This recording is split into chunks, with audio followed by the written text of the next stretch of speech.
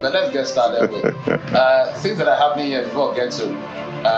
Let's get started before we get to Paris and all of that. So let's start with former President Olusegun Obasanjo talking about the issue. Okay, this is the context. Some lawmakers had visited him, and before long, they gave their remarks, and in response, the president said, the former president rather, said a lot of things, you know, from the NNPCL to the economy, to some people that are in government now that should have been in jail, and it was just an explosive conversation. If you haven't seen it, go to YouTube and check it out on our platform. So these are the response, but he talked about the fact that we are sitting on a keg of gunpowder. That's coming from former President Olusegun Obasanjo, one of the statements accredited to him. Tokwe Peter says, we have been sitting on this gunpowder, tie, but yet it has not exploded. Jeffrey, you have to take that again. Is it? Tay. That's the language. Oh, which language is it, Yoruba? No, that's, I think, Pidgin. Oh, Tay. Oh, Tay. Oh, he's tight. Oh, boy. Is that how to spell Tay? Okay, I take that again. There you Tay.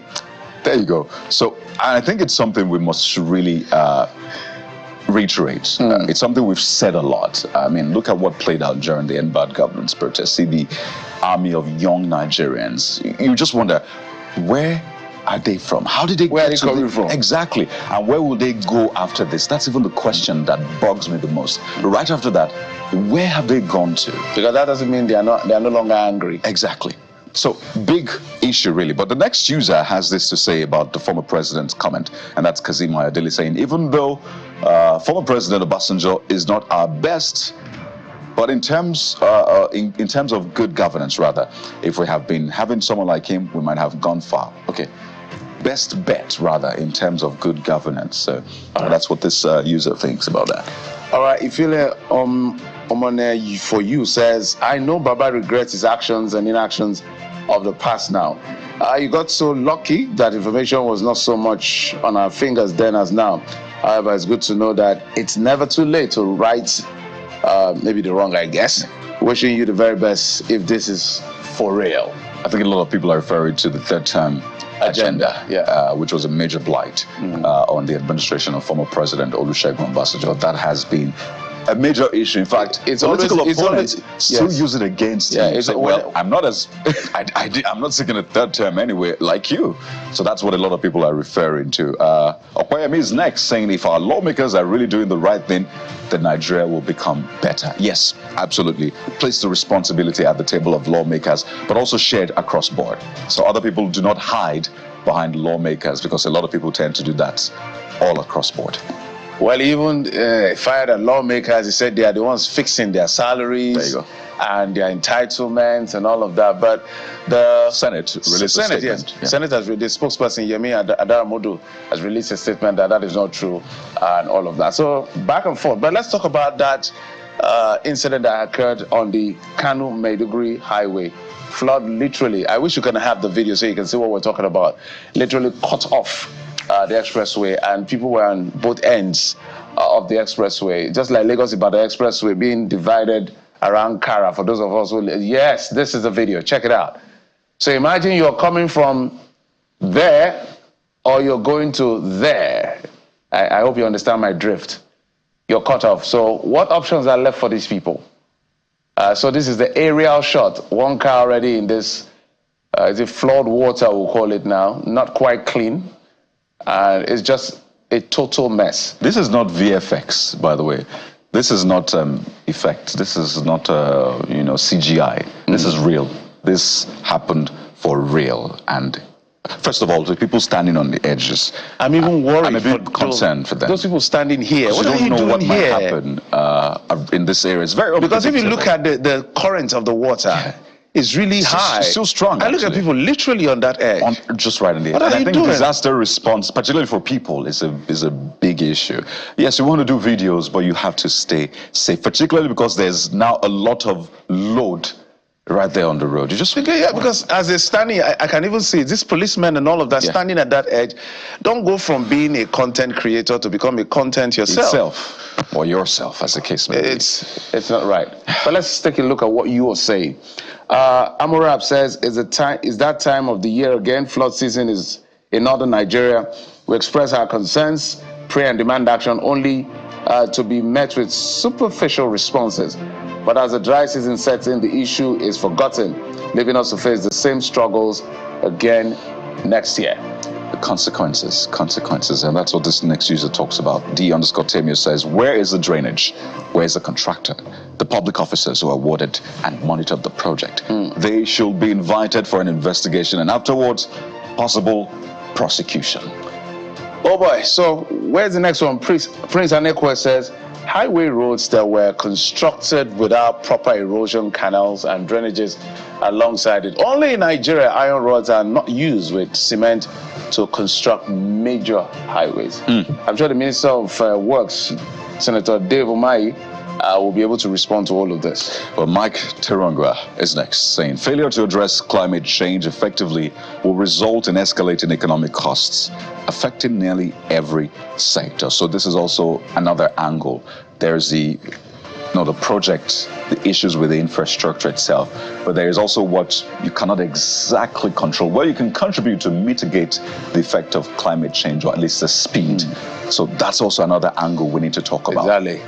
But Bueze Sarah, says, this is what you get when you do a substandard road construction. The construction company should be held responsible for this. North is not known for erosion. So how can this happen in Federal Road? Something fishy went on this job. Okay, well, let's move on to the next one, Kyrie. Absolutely, and this has been a back and forth between the Kano State government and the former governor. A legalese brickbat. Exactly, of Kano State. And the latest twist to this, probe of corruption or possible corruption is the fact that the Kano government has filed fresh charge against former Governor Ganduje and 3 others. It's in the case of alleged 57 billion naira fraud. First user, Mother Earth, says, good move. But to what end? It always ends with stories. No one will be punished. Money will never be recovered. If ever it is recovered, it will be relooted. So that's what the first user has to say about this. And this is, I'm not sure of the name now. All this going on in Kano, political tussle, corrupt politicians who unleash mayhem on our people and destroy our society because of their political and personal gains. There you have it. So we'll wait to see what plays out. But that should be from Mild Smoky with loads of number. Exactly. So we'll see what plays out with all of that, but not to forget that there's a big issue of governance as well. So by all means, prosecute corruption or alleged corruption and let people see the results, not just for pages of the newspaper. Let's keep now and move on to yet another issue that has been trending, and this of course concerns infrastructure as well. So what you saw earlier, you can tie it back to this, but it's a different angle. As the federal government, we hear, has terminated the contract for Section 1 of a Kano Maiduguri Road project awarded to Dantata and Sao Limited in 2007 due to prolonged delays. So when you ask, where's the Minister of Works, perhaps this is what he's been busy doing. So the first user, Timothy Oduola, says a project awarded 17 years ago is still under construction. There you have it. Wow. I can only imagine the pain and suffering of residents and commuters on that route. Well, you can say that again. All right. Muma J says 17 years after and they are not done with the project yet. No questions asked till now. Welcome to the country. There you have it. But this is not how we run our country. This is a bad example of how we run the country. So take a look at how this user couches it. Bimbo Shanubi says, Jeffrey, the contract was awarded when I was in JSS 3/SS1. And now I have an MSc, yet the road is yet to be fully fixed. So when you put it in that context, it just shows you that lots have happened. I mean, just imagine the effect of that. And imagine how much you'll now be rewarded, Jeffrey. Because they have to variate it. And the money involved with Nigerian construction, we don't want to go there. All right, so just imagine, Jade says, just imagine since 2007, that's when Olusegun Obasanjo left government, former president. What were past government looking at that they didn't terminate the contract before this present government had the balls to do it? There you have it. At least they've done it. So let's see how that plays out yet again. But the big story, of course, the Olympics. You know, one moment we're like, we're not going to pay attention to sport. We have bigger fish to fry. But then you can't help it. Once you see the Nigerian flag anywhere, Jeffrey, you cannot help it. You just have to. Your patriotism just kicks comes in. Up. And then everybody just got invested in Olympics all of a sudden and said, you know what, we need to get something, at least 3 medals. I mean, we had 3 people in the long jump finals. That didn't happen. We said, okay, Toby Amushon will be, but of course, you know how that story ended. So Chinwe Obuaku has the first one because Nigeria finished without a medal at the Paris Olympics. Says, watching Nigeria's Olympic loss was tough, especially for my patriotic 5-year-old daughter. She was so saddened by it that she now wants to become an athlete. Let's inspire the next generation to reach for the stars. And I really love that response. I love this. Exactly. So if you're the 5-year-old watching, don't worry. You're the one that will give us the gold. So be inspired by that failure. You have to start practicing and today. start practicing now. Yeah. All right, Mudiaga 247 says, despite not winning any medal, I'm proud with the athletes who qualified to represent our great country, Nigeria. We will never forget. Olympics is more than just a medal. Absolutely. So on to the next one now. That's, of course, the minister speaking about, apologizing to Nigerians, Jeffrey, that our performance should have been a lot better. But you know what, we're going to hold on to that one because it's a major segment on the show. Yep. So if you've got comments, if you've got, I don't know, suggestions, because I think this is the time we need it. Hold them, send them to CTV, hashtag CTV Morning Brief, or to our WhatsApp number. We'll be taking them. But we'll take a moment now. And when we return, we're starting off with the big celebration for today.